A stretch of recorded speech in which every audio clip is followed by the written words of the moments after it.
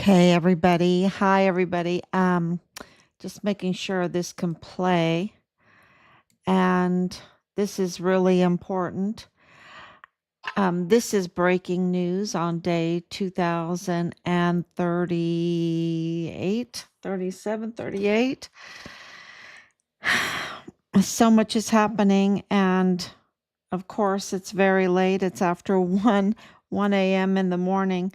But it can't be helped because things are breaking so fast, so much is happening, and I want to be able to share all of this with you. So tomorrow, when you wake up or when you have time, you can look at this and be informed, So this is day 2037. Yep, 2037. Okay. But there's no time to sleep. There's no time to sleep because there's so much at stake. There's so much at stake. We're talking about the sovereignty of Mexico, the sovereignty of the United States. This is what is going on right now. We are in a battle for the sovereignty of our countries. And so we're working together. We are absolutely working together, and El Mencho is no longer alive, but his books are open. His books are open, and this video here is on YouTube. It's in Spanish. God bless you if you speak Spanish. And if it could be translated into English, I'm sure it will, but I want to get it out to you ASAP because it is the hideout of El Mencho when this raid took place, and he lost his life, and the books were recovered. And what the books show is that President Trump has been right all along, and he has had the courage, the unbelievable courage. There's been attempts on his life, okay? Attempts on his life. He has had the courage to say to the public that Mexico is a narco state. And that is, it's like a parent saying to a child what's wrong so that they can fix it, right? It's the language of love, right? Especially for a neighboring country that's so close, and also our country, the United States. He has said we have allowed monsters in our country, meaning the CJNG, the same Mexican cartel were in all 50 states of our country. And so, by saying to Mexico, you're a narco state, we have to work together because we are becoming a narco state, right? We are next. And we were on the verge of losing our country. And it may still happen unless we face reality and work together and get back our sovereignty so that we can have a United States of America and a Mexico. Um, and I hope I say that right because it's all from my heart. Because without Mexico being sovereign, without the United States being sovereign, I can't get back my son's remains. You know, that's and maybe that's selfish of me, but I want my son's remains. Okay, we know that this cartel operated as flesh peddlers, human flesh eaters, um, and poisoning our families, poisoning our communities, and ruining our economies. And this is what the books say. So let me play it and then I'll just, I'm very emotional with this because the books are so damning, so damning. And it is a real blessing that they're out. So I want to get those out to you. Estaban los documentos que muestran cuánto pagaba a sus Should I start sicarios y over? Let me halcones. start En una de over. las cabañas usadas por el Mencho estaban los documentos que muestran cuánto pagaba a sus sicarios y halcones, las aportaciones de los jefes de plaza, así como los gastos por su operación y las ganancias millonarias obtenidas por su actividad criminal. Incluso una de las páginas obtenidas por el diario El Universal describe que en diciembre, tan solo de 2 comunidades de Jalisco obtuvieron más de $900,000 libres. Y otra confirma este experto que analizó los documentos, revela los sobornos que supuestamente entregaba para seguir operando. Lo que se puede ver en esta narconómina son pagos directos a directores de policías, a funcionarios públicos, a comandantes de la Guardia Nacional. En una de las cabañas usadas por el Mencho estaban los documentos que Wow. muestran cuánto pagaba a sus sicarios y Wow. Just wow. So let's go here. Uh-oh. Okay. Let's see if I post. It's been really something. Okay, so here I am. I see it. And okay, so here's the post. Here's the post. Metro secret payroll captured. Millions in bribes to police. 2 lookouts, 2 armed guards, 2 government officials, even 2 prosecutors, even all the way up to the highest leadership. These are bribes being paid. And in December alone, I think it was 17 million that they made after everything, right? Or maybe I'm getting the numbers wrong. This just came out, and so I want to make sure I got all the numbers right. It is, look, the former attorney general's house, 15,000 pesos for December. Y'all, I hope you go through this.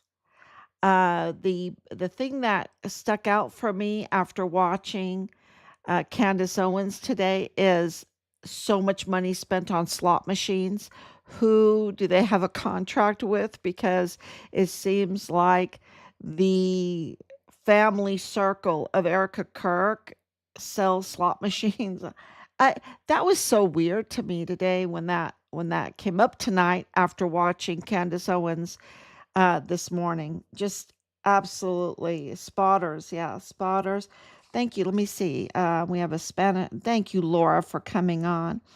Thank you so much for your dedication. I don't know where the remains are. Yeah.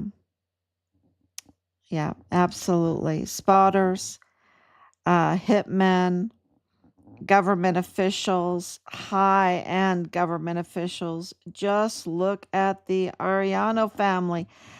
Yes, absolutely. So this is like huge. Wouldn't you agree, Laura? This is huge, huge news that this has come out. And I even as I get more documents, I will post them up in the comment section. I did post some already in the comments section. But what this reveals is Mexico was a narco state. And so when Mexico gets its sovereignty back, oh my gosh, you've got Sinaloa cartel being really hit with El Chapo being extradited and sentenced. You have El Mayo making the plea deal. He was not really extradited properly, right? That was a mess. And he making a plea deal, and that's Sinaloa cartel. They're trying to, I guess, replace or revamp, but so many of them. We're talking about, gosh, I want to say way over 100 of these leaders. And then, of course, the Gulf cartel and now CJNG. And I think Juarez cartel is going to come after that. But What I'm really concerned about is dismantling the El Paso Mormon faction cartel. Okay, that's that those are the Jeffrey Epstein elite group individuals that have done both the United States and Mexico so much damage. And I would say other countries, because their trafficking was international. Their trafficking was absolutely international. And I hope everyone understands this. But Richard pulled on that thread that has unraveled everything. He's at the center of this all. Everywhere I look, it's like Richard is the center, and it's intertwined with the Walmart. It's intertwined with Charlie Kirk. It's intertwined with the flooding of the Guadalupe river there, the camps, right? He's the center. It's the center. He's the center, because he was the whistleblower. He was the one that dared stay reliable and blew the whistle and blew the whistle hard, hard, because he wasn't just talking to one person. He was talking to um, FBI Houston, um, the IG, the FBI in El Paso. Well, what good did that do him? His identity got leaked. The CID, um, the White House, you name his whole chain of command, the El Paso police, the Child Protective Services, 911. He was speaking to, and that is in a tampered file, right? So who knows all the other things that were going on around what Richard was reporting, because so much of his files we know, because of CID Tavita Nusa, was tampered with and leaked. And we know Soto, um, the CID head of that office, was absolutely part of this. So yeah, he pulled on the string, and look, this is just um well, we've been counting the days. We had no idea that it was this big. Um but we've been counting the days until it gets dismantled. We knew that the army had been infiltrated, that the El Paso law enforcement and judicial system had been infiltrated. We knew that the media had been infiltrated because of the lies they were spreading. It was, you're just like, really? Really? This is a U.S. Army soldier, and I mean, just a young, beautiful man, and you want to do this to him? Um, it was just so disgusting, right? It was just so disgusting. So we've been, working very, very hard to put everything right. And we've been waiting for this day and we're not done yet. We're not done. We haven't even really gotten started, right? We haven't even really gotten started. So, yeah, so let's get on. And one of those things is also James Bonneau Montoya. He's a total fraud. He's a total fraud. Look at what they've done now. Look at we have been reporting on this for over a year. For over a year. And why did we look into this? Because, of course, Bill Hicks, the prior DA of the 34th Judicial District in El Paso, which matters a lot to our son's case, right? They're the prosecutor. They could be doing so much. They could be doing so much, like arresting Leilani Hart, right? They could get Leilani Hart arrested, absolutely. And the rest of them, so it matters a lot who's in that office. And with Bill Hicks, we knew that he was a fraud, that he was a usurper. I called him a usurper, that he was illegitimate because he did not sign the statement of officer. And then when we called him out on it, with amazing help that notified us, right? No, great sources that we have, um, uh, and called him out on it, then he went and uh, turned it in after the oath, months later. You can't do that. The Constitution, the Texas Constitution says the anti-bribe statement of officer must be signed first before you take the oath of office. Before you take the oath, you have to promise the people that you got that position without taking a bribe from El Mencho, right? From El Mencho. You can't take a bribe from El Mencho, right? You've got to take, but they don't want to sign that anti-bribe statement. And then they just go into the oath illegally, and they are frauds. And so when people know this, they can use that in their court, and they can botch every case. Every case can be botched, um, or fight that their case has been botched because of an illegal DA. So when James Bonneau Montoya came in, I didn't even know his name was James Bonneau, but we were. And that makes his paperwork illegal because that's his legal name. And he's supposed to, as a DA, use his legal name. Um, and he uses James Montoya, which, is very deceptive to the people there in El Paso. And so we checked out. Um, we wanted to see if he had installed properly as a DA, legally as a DA. And he didn't. He didn't. They don't want to sign the anti-bribe line. Why? Well, we know why. Because of the likes of El Mencho, right?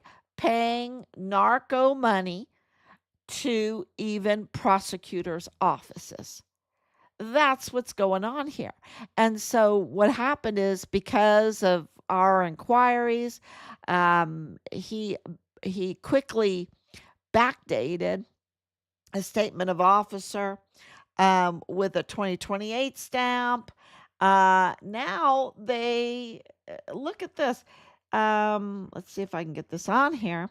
They even crossed it out now and added 2 more stamps. This is so illegal, y'all. And the district clerk should be so ashamed of herself for accepting this, because there's not even an initial on this. You cannot do this. To backstamp to the 13th of November, right? Let's see if I can get up here close. This is the 13th of November, 2024. They backstamped even to the minute, 252. 252. See the 252 here? They backstamped it. You can't backstamp it. This is so illegal. It is so illegal. Uh, and this is proof that they backstamped it, because we have the originals that we've been complaining about for a long time.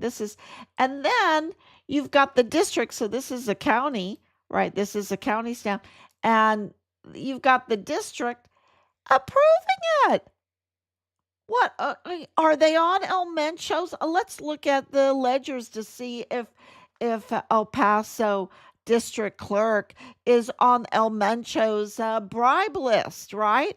Because someone's paying for this garbage. Someone is paying for this kind of tampering with documents. Wow. For the prosecutor in El Paso that has confirmed CJNG infiltrated in the law enforcement, in the judicial, in the business sector, in the El Paso Mormon cartel group. Okay? We need a prosecutor, and we have this garbage? Yeah. Yeah. It's, I'm a little, I did post up, I did share Candace Owens episode 1 and 2 today.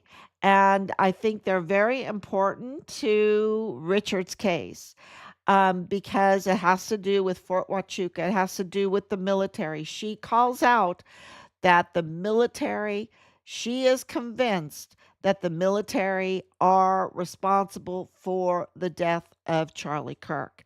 Um, we say that the military and also Connell Wetton, right? Connell Wetton and the El Paso Mormon faction cartel, along, and they're in cahoots with the military, they're in cahoots with the Mexican cartel, are responsible for, because don't forget about Ray Velarde, you know, don't forget about him, the cartel's lawyer.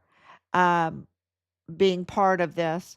So they are responsible for the death of our son, Richard Halliday, the hero, the national hero, and the military. Absolutely, because Richard was asking for a transfer. He was fearing for his life, and they denied him safety. And he was forcibly removed from his barracks room on Fort Bliss, where he told me he couldn't leave his room. He was afraid for his life.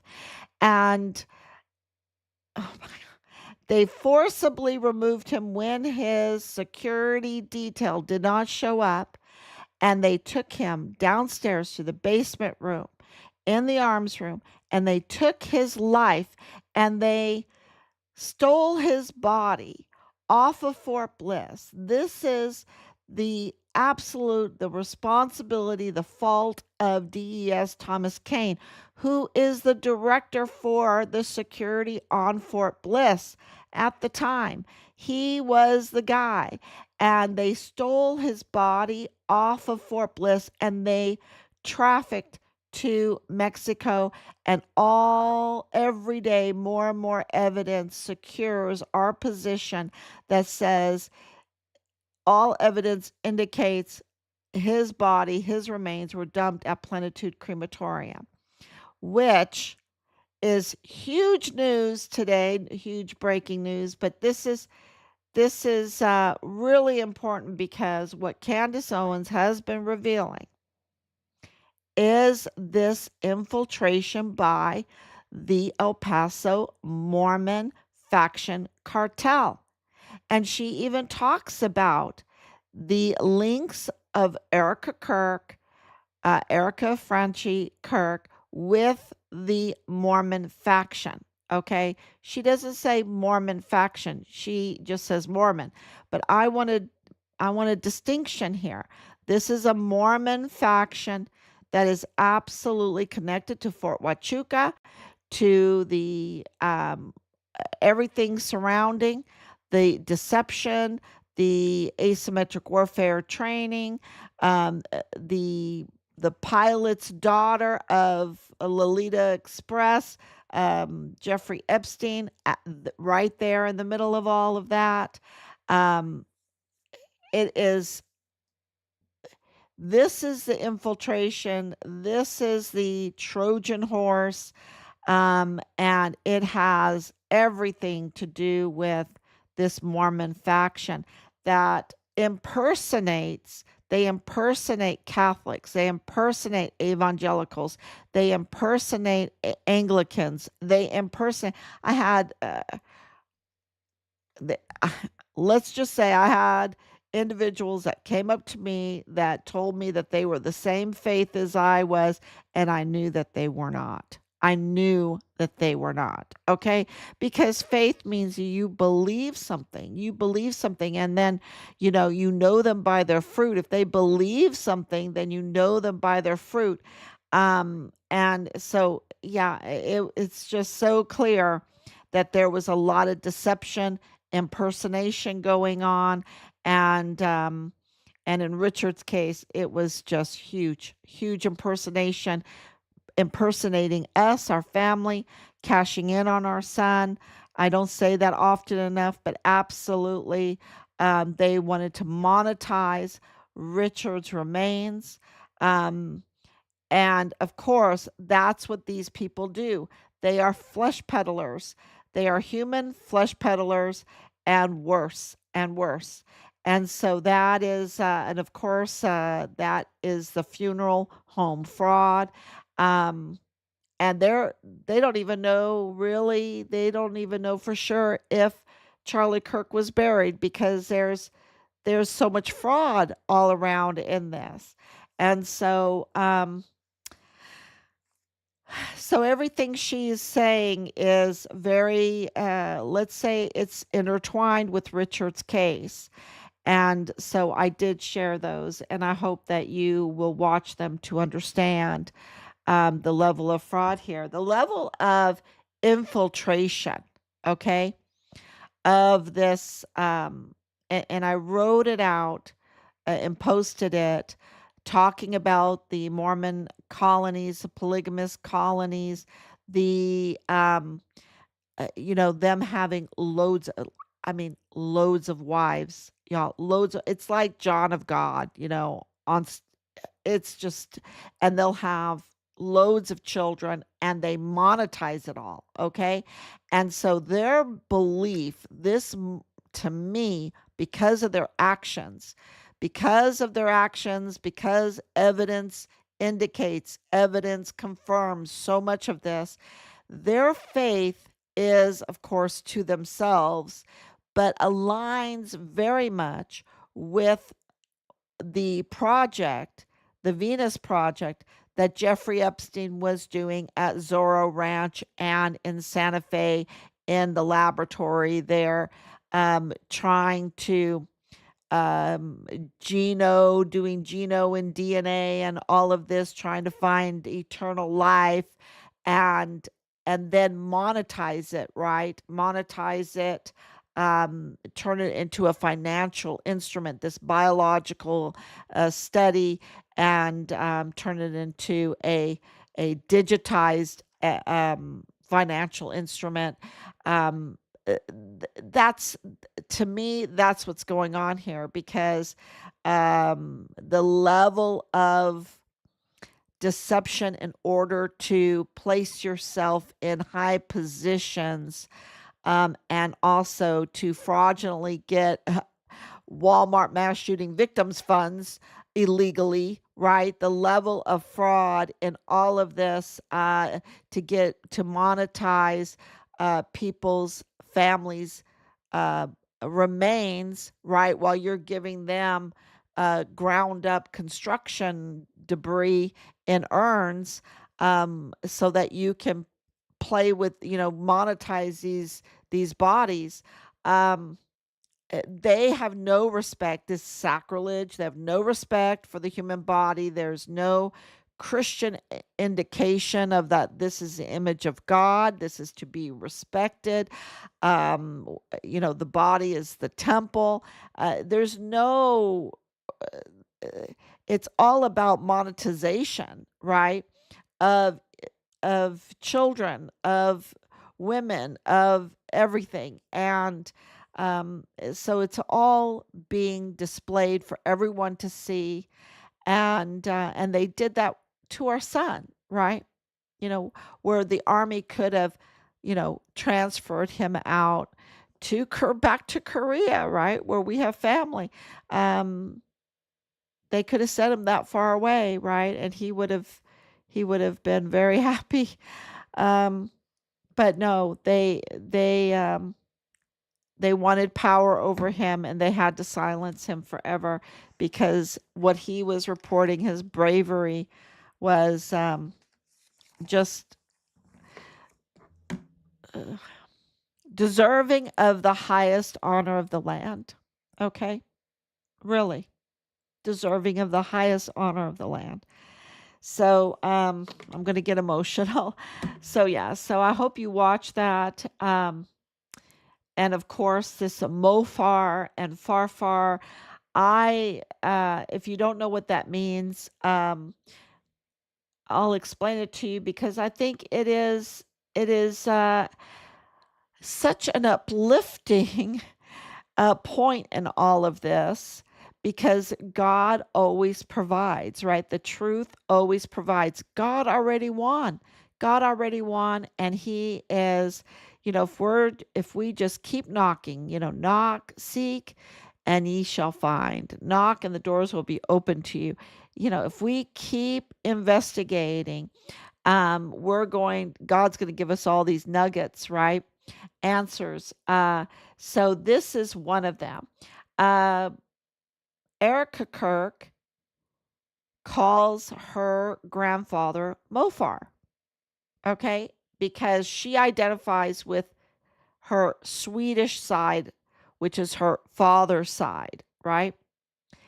Um, but the problem with that is that if it's her Swedish side, which is her father's side, then her grandfather, who would be her father's father, would be Farfar, not Mofar, because Mo means mother, Far means father.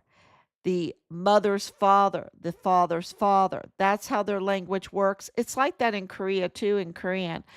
We don't have that in English, and as I understand it, you don't have it in Spanish. But in Swedish, you don't call your father's father, which would be your grandfather, Mofar. You would call him Farfar. And that's not what she was calling him. She was calling him Mofar. So, who is this grandfather? Her mother's father. And that is what Candace is really looking into. And, a lot of red flags went up for us. And our question is, since she has found these ties to um, the Mormon faction now, then okay, and we know through over 5 years through Leilani Hart's affidavit, many other documents, all kinds of news stories, that this Mormon faction that is engaged in polygamy is like a sex cult. Okay, it's like a sex cult. It is just horrible, and um, they engage in incest. They engage in, what is this? Sister wives. So you have all of these women married to the same man, I guess, and they're called sister wives. And those sister wives will raise each other's children. Okay. You have all these children, you raise each other's children, and it's like, okay, what's going on? Who, you know, is Lori really Erica's mother, or what's going on here? Because she's calling this grandfather Mofar, and it's not Lori's father. So whose father is it? Okay. So, is it her father's father? That's really weird because then it would be Farfar, right? So there's just a lot of secrecy, a lot of questions, and I just saw that opportunity to explain to you what we've been dealing with for years with this Mormon faction, that they are just up to no good, and they have their view of family is so different from the Christian view. They live so far removed from the Christian view of family that I don't even know if they understand it. By God's grace, they'll understand it, but they are very far removed. And that's why you see the developments with all the pedophilia, with all of this gender confusion, transgenderism, all of this stuff. I- It's uh, it's because they don't define the family as God has defined the family. The family is God's institution, okay? And it's between one woman and one man, okay? One woman and one man. And now we understand why that is so important. And I have behind me, and I'll turn this off because I think I have behind me from the beginning, I've had from as it's been years, um, when Richard when all this happened with Richard, I was painting, and this is a picture that I was painting of of Theodora, right? That's Justinian and Theodora, and in the background, it is Saint Sophia. And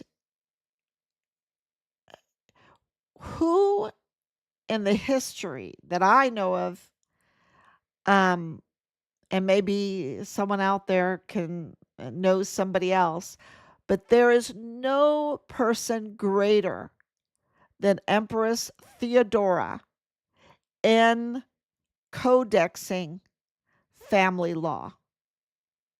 Family law, okay? And that has been so chipped away, but it explains why the documents, the marriage, the divorce certificates, all of the is they're so tampered with. They're not complete. The dates are weird. Everything is weird. That's what Candace is saying. I haven't looked at all of Erika Kirk's and her family's documents like Candace has. But she's saying they're tampered. They're tampered. Something is not right. Okay. Well, we know in our son's case, they tamper the documents, right? They tamper birth certificates. They tamper death certificates. They tamper everything because they are engaged in illegal family activities. Okay. And we know that the Harts are a polygamous family. Okay. We know that. That's been confirmed. And so, of course, Leilani has and James have now been divorced. Um, but what she claims happened in her household and what they facilitated, the worst crimes against children. And then you have Connell Wenton, who goes to their ward, their um, Mormon faction ward, uh, you know, um, and leaking Richard's identity to the cartel while he is protecting the likes of Leilani Hart, Dallas Hart, James Hart, um, Tavita Nusa, Solomon Anusa, Thomas Kane too, same ward. So yeah, it it is it explains so much that we didn't know um, at the beginning of all of this. So and they impersonate. I'm telling you, they impersonate other Christian faiths. Um, maybe Jewish faith, right? That because that is now confirmed at Fort Huachuca that they were doing that as asymmetric warfare tactic, military deception. That's what they were doing there. Can you believe it? Training people to infiltrate the Christian faith. And they didn't mention the Jewish faith. They only mentioned the Christian faith. And yeah, to deceive people, to pretend like they were someone they weren't. Um, so that is, really breaking news everywhere. And to have the Mormon faction be connected to in what they believe in, this, trying to get this highest level of eternal life, it totally aligns with the Venus Project that um, Jeffrey Epstein was conducting. And I will tell you that maybe he believed it. Many people that invested in it believed it. Some people still believe it. But according to the Bible, it's a fraud. And if he, has half a brain, and maybe he's still alive, I don't know. This was then a Ponzi scheme. A Ponzi scheme maybe that they believed in. But it was great investment money, to try to hunt for eternal life. But that only belongs to God, y'all. And we already have it. We already have it, but it's on God's terms, right? It's on God's terms. That's what makes him God. It's not on our terms. We just can't go into the lab and wish-washy and whatever and make so many children, torture them and suffer torturing, suffering, eating, whatever they were doing and still do. It is, yeah, it's not on that terms. That's only going to get you to hell. Okay, that's only going to get you to hell, and a living hell, and a living hell like the minute you do it, right? It's yeah. So, and for others. So, this is all being revealed, um, is a really good thing. Now we need to demand accountability. We need to drive accountability, and we're seeing that they're making slight moves, and they're making moves on. Another breaking story is with the Plenitude Crematorium with Jose Luis Aureliano's release. They have appealed this judge, and I think they're pressing charges against the judge that released him. So, and I'll get more clarification on that tomorrow, but that is really big breaking news. And so, they feel the pressure of you. They feel the pressure of you. So, keep praying, keep posting, keep sharing. All your sharing is just um, driving them to do the right thing. That's what's happening.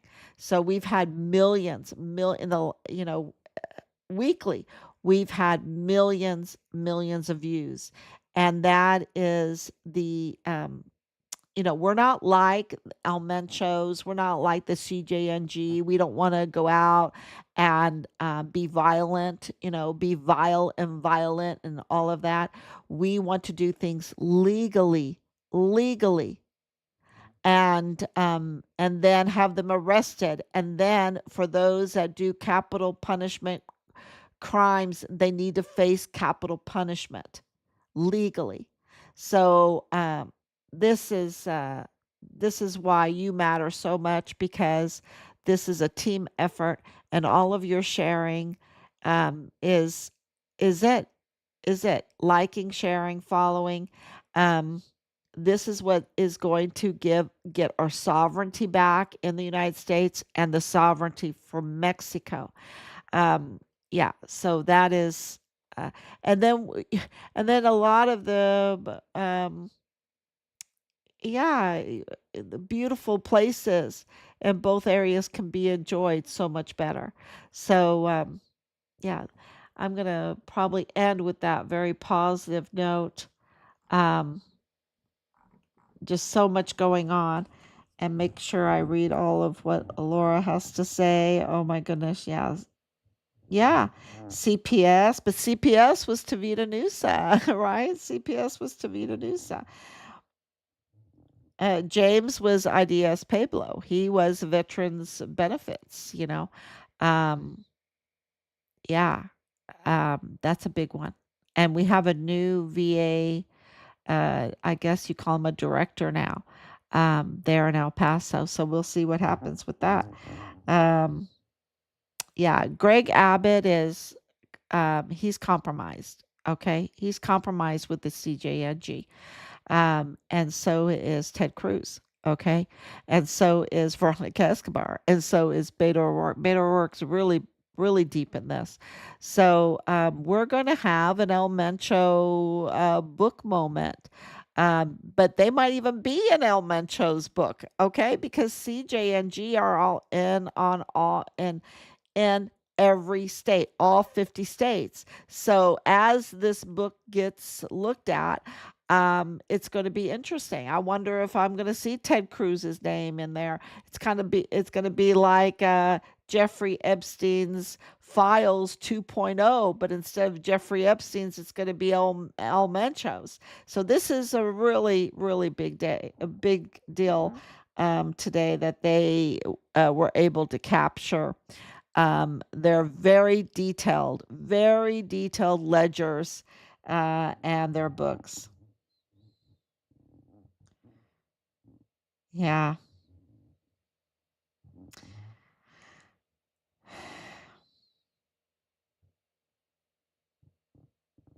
Yes. So Um,